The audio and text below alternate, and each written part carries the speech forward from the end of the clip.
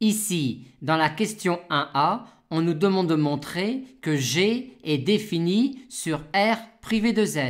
Pour cela, on dit, en notant UNX, cette quantité-là, que pour n supérieur ou égal à 1, x donne UNX est défini sur R privé de Z, et de plus, on montre que quand x appartient à R privé de Z, la série de termes général UNX converge. Et ceci est évident car UNX est également égal à cela et cette quantité-là est équivalente quand n tend vers plus infini à moins 2x sur n carré qui est le terme général de signe constant par rapport à n d'une série convergente. La réponse à la question 1b est évidente étant donné que x donne 1 sur x est impair sur R privé de Z et que pour n supérieur ou égal à 1, x donne UNX est également impair sur R privé de Z. Par conséquent, G est impair sur R privé de Z et comme F est clairement impair sur R privé de Z, on a également D qui est impair sur R privé de Z. Pour répondre à la question 1c, il suffit de montrer que G est impériodique étant donné que F l'est clairement. Et pour montrer que quand x appartient à R privé de Z, G de x plus 1 est égal à G de x, on ne pourra pas rester travailler au niveau d'une somme infinie car on aura besoin de casser cette somme-là. Or, 1 sur x plus n n'est pas le terme général d'une série qui converge. Par conséquent, pour montrer G de x plus 1 égale G de x, on va comparer cette quantité-là, mais avec grand N au lieu de plus infini pour x plus 1, et cette quantité-là avec grand N au lieu de plus infini pour x. Et pour cela, on éclatera la somme pour petit n allant de 1 à grand N, et on effectuera des changements d'indice. Et une fois ceci effectué, en passant ensuite à la limite quand grand N tend vers plus infini, on obtiendra que quand x appartient à R privé de Z, G de x plus 1 égale G de x. Pour le 1D comme pour le 1C, comme petit f est clairement continu sur R privé de Z, pour répondre à la question posée, il suffit de montrer que cette fonction-là est continue sur R privé de Z. Et pour cela, on va valider les deux hypothèses suivantes. Hypothèse 1. Pour chaque n supérieur ou égal à 1, x donne UNX et continue sur R privé de Z.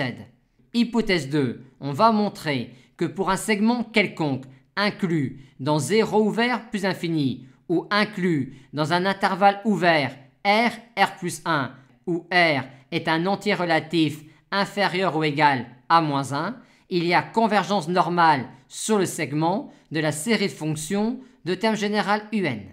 Soit donc un segment AB inclus dans 0 ouvert plus infini ou inclus dans un intervalle ouvert R, R plus 1 où R est un entier relatif inférieur ou égal à moins 1. Il existe alors un indice N0 qui ne dépend que des bornes AB du segment, tel que pour n supérieur ou égal à n0 et pour x appartenant au segment AB, n carré moins x2 est positif.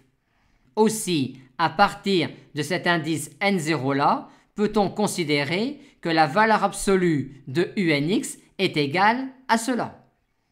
Et en notant alors D, le max de valeur absolue de A, valeur absolue de B, et C, le min de valeur absolue de A, valeur absolue de B, on a alors, étant donné que x donne valeur absolue de x, est alors une fonction croissante sur le segment CD, cette inégalité-là, qui nous donne alors un majorant de x donne valeur absolue de UNX sur le segment AB et un majorant qui est le terme général d'une série qui converge, ce majorant-là étant équivalent en plus infini à 2D sur n carré.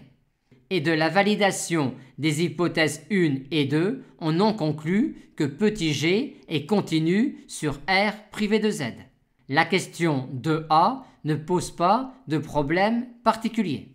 Par contre, pour la question 2b, comme on l'avait fait pour la question 1c, on ne pourra pas travailler tout de suite avec la somme infinie. Aussi, pour répondre à la question 2b, on va commencer par considérer la somme de petit n égale 1 à 2 grand N de cette quantité-là, puis éclater cette somme finie-là en les termes d'indices pairs et les termes d'indices impairs. Avec les termes d'indices pairs, on aura quelque chose qui va se rapprocher de cela, et avec les termes d'indices impairs, une somme qui va se rapprocher de cela. Et ensuite, pour aboutir au résultat souhaité, on va étudier un passage à la limite quand grand N tend vers plus infini. Pour répondre à la question 3a, étant donné que grand D est une fonction impériodique, il suffit uniquement que D peut être prolongé par continuité en 0. Et comme de plus D est impair, il suffit pour répondre à la question posée de montrer uniquement que grand D de x tend vers 0 quand x tend vers 0 par valeur supérieure. Pour cela, on commence par effectuer en 0 un DL de f de x, à savoir un DL de pi sur tangente x, et on obtient alors 1 sur x plus un petit o de 1. Maintenant, pour g de x en 0 on commence par montrer que x donne cette fonction-là est une fonction continue sur 0 fermé plus infini. Et de plus, cette fonction-là en 0 vaut 0. Par conséquent, g de x s'écrit en 0 1 sur x plus un petit o de 1. Aussi, en 0 on a d de x qui est un petit o de 1, ce qui signifie que grand D tend vers 0 quand x tend vers 0 par valeur supérieure, ce qui répond à la question posée vu ce que l'on a dit précédemment. On note dans la suite grand D tilde, la fonction ainsi prolongée par continuité sur R. Grand D tilde étant alors une fonction continue sur le segment 0,1, l'existence d'un tel alpha est assurée. Et comment alors montrer cela? F et G vérifions ces relations-là, il en est de même pour la fonction grand D. Et donc, la fonction grand D tilde vérifie cette relation-là, mais ce pour tout réel x. Aussi a-t-on cette relation-là.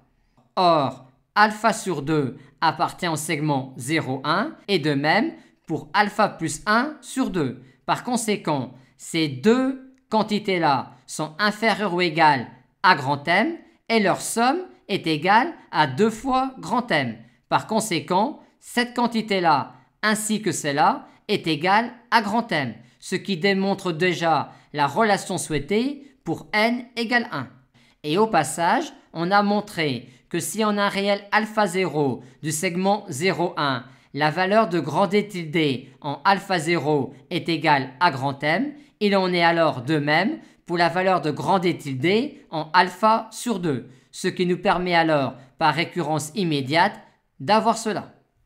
Pour répondre à la question 4, on commence par montrer que grand M égale 0 en passant la limite dans cette relation-là et en tenant compte du fait que grand D tilde est continu sur R, donc en 0, et que grand D tilde en 0 vaut 0. Et une fois que l'on a grand M égale 0, on a que grand D tilde est négatif ou nul sur le segment 0,1 et donc sur R par 1 périodicité. Mais comme grand D tilde est impair, on a également que moins grand D tilde est négatif ou nul sur R et on a donc finalement que grand D tilde est nul sur R. Et donc en particulier en tout réel x de R privé de Z, ce qui nous donne que pour x appartenant à R privé de Z, on a que f de x est égal à g de x.